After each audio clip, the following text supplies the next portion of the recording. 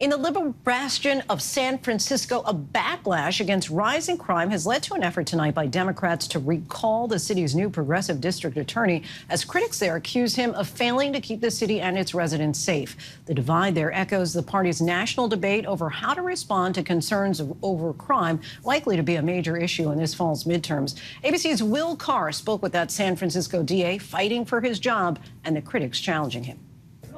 Across the country, cameras are catching brazen criminals in the act, sparking serious concerns from both residents and business owners. That frustration is on prominent display in San Francisco, where there's a democratic civil war taking place. Taking everything from that counter. Well-known businesses like Walgreens are closing stores in downtown San Francisco. Where you want to go?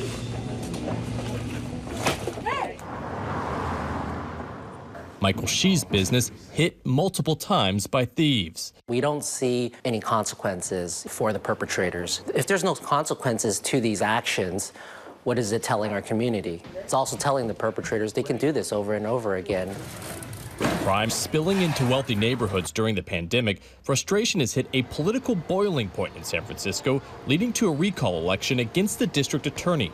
Critics have labeled Chesa Boudin soft on crime. If a resident in San Francisco says right now, Mr. District Attorney, I don't feel safe, what do you say to them? I'm so sorry, and my work is not done.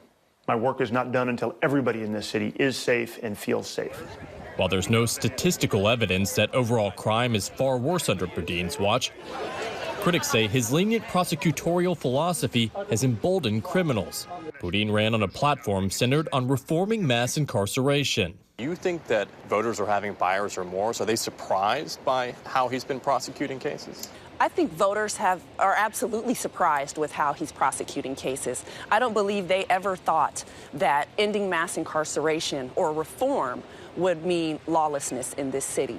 Brooke Jenkins worked as a prosecutor in Boudin's office up until the end of last year, when she says she quit in protest. Were you surprised by what you saw play out in the DA's office?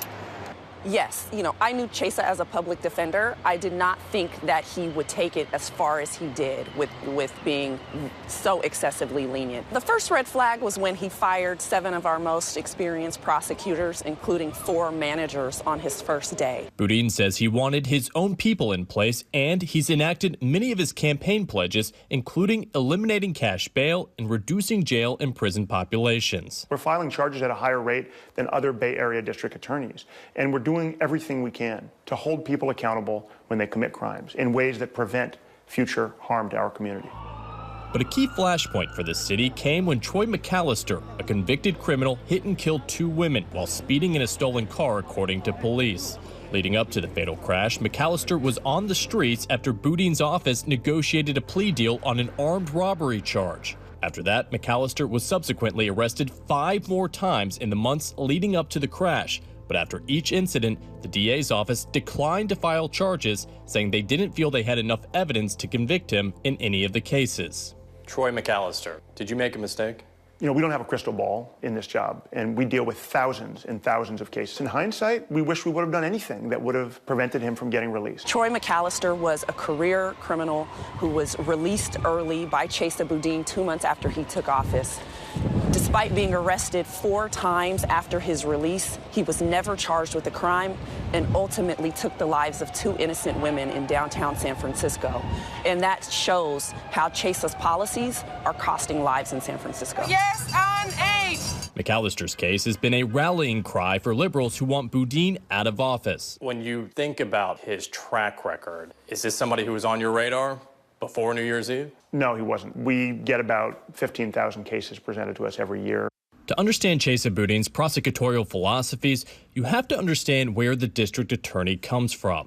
When I was a baby, 14 months old, my parents left me with a babysitter, and they never came back to get me. His parents were 1960s radicals and members of Weather Underground, a left-wing militant organization.